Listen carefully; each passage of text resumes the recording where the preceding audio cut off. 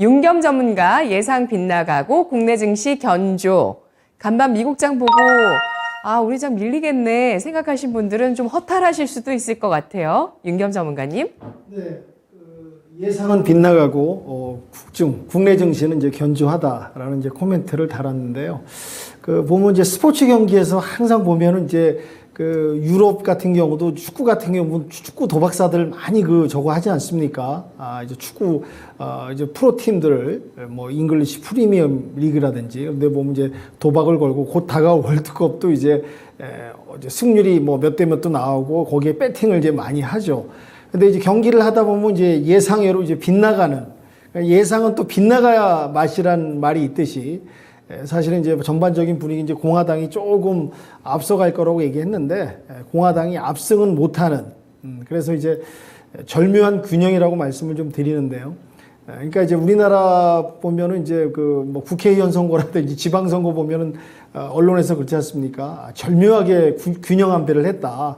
이렇게 이제 언론에서 표현하는데 이번 미 중간선거가 그렇게 결과가 나오지 않았나 생각되고요. 의외로 민주당이 그래도 선전을 했다라는 표현이 맞을 것 같고, 이제 공화당이 이제 하원을 장악하고 하원을 다수를 한 거는 그래도 이제 국민들이 인플레이션, 고금리, 물가 이런 부분에서는 어느 정도 심판을 좀 하고, 또 민주당에 또 어느 정도 정부 정책 추진하는 데 있어서 또 표를 어느 정도 주는, 그러니까 어느 정도 안배를 한 결과가 아닌가, 그런 부분인 것 같고요.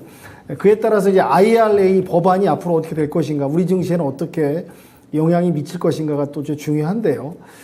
이제 최근에 IRA 완화법도 민주당 공화당이 같이 이제 발의를 한다는 얘기가 있지 않습니까? 그로 인해 가지고 우리나라 현대 기아차들 전기차 관련한 차종들이 어느 정도 한숨을 돌릴 수 있는 그런 부분이 있고, 또 공화당은 기업 친화적인 정당이다 보니까 이런 부분에 있어서는 크게 IRA 법안이 크게 엄청나게 변화하거나 수정되지는 않을 거다. 그런 부분이 나올 것 같고, 약간 이제 공화당이 이제 법안도 제출하고 약간 충돌도 있고 진통도 있고, 어느 정도 양당이 꾸려가는 정책주들은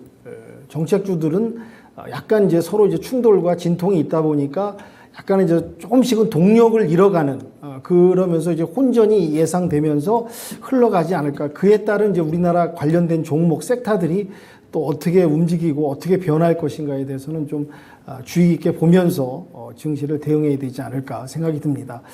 그리고 이제 오늘 10일이죠. 이제 다음날 새벽이겠죠. 미국 CPI 발표가 나옵니다. 어쨌든 간에 이 결과 발표도 변동성은 분명히 나올 것이고 어느 정도 혼조하고 움직임 분명히 있을 거니까 이것도 같이 어차피 확인 사살하고 들어가야 되지 않을까, 증시를 대할 때.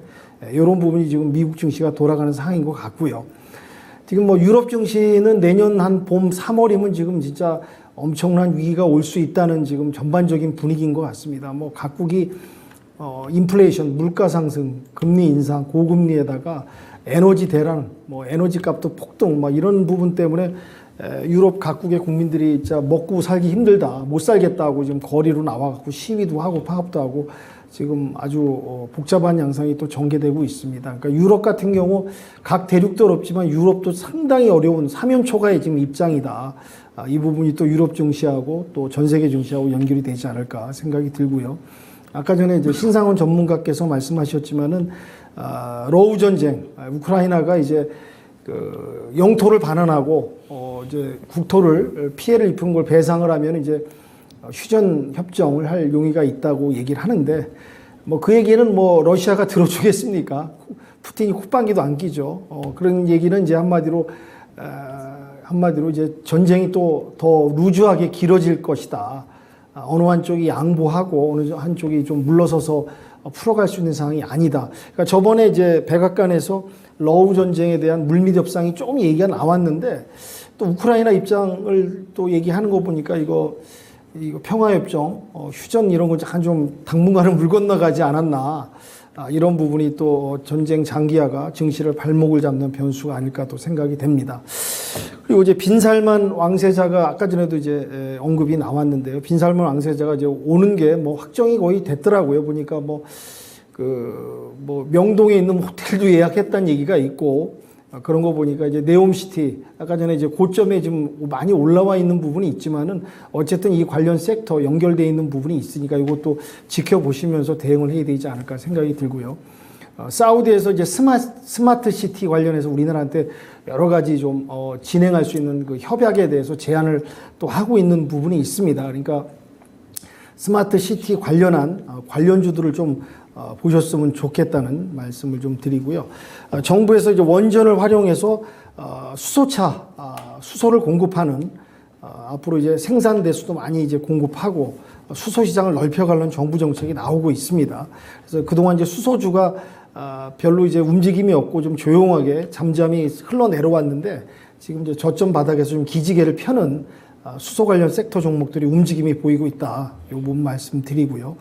그리고 이제 애플페이가 드디어 이제 국내에 이제 상륙을 한다고 합니다. 애플페이 관련한 관련 기업들 종목들이 또 있습니다. 그것도 이제 찾아보셔가지고 대응하시면 어떨까 생각 드고요. 그 다음에 이제 이번 달에 이제 한국은행에서 빅스텝을 또 이제 미국 금리를 맞춰서 따라가야 되니까요. 지금 이제 격차가 좀 있다 보니까 또 금리 인상 관련주들 이런 부분을 또 신경 써서 봐야 되지 않을까 생각이 되고 있습니다. 그래서 오늘 제가 관심 있게 봤던 종목 섹터는 네옴시티는 그냥 계속 관심 있게 좀 보시고요. LNG 관련해서 LNG 선박 수주가 전 세계적으로 중국이 1위긴 한데 수주 뭐 실적 잔고 부분에서는 또 우리나라가 LNG 선박에서는 또 1등이라고 그러네요. 그래서 이제 LNG 관련주 한번 보시고요. 그다음에 전기차 무선 충전 시장이 좀 넓어지고 있습니다. 이것도 관련해서 종목 한번 체크해 보시라는 말씀 드리면서 오늘 코멘트 시황 요약 말씀 이 정도 드리도록 하겠습니다.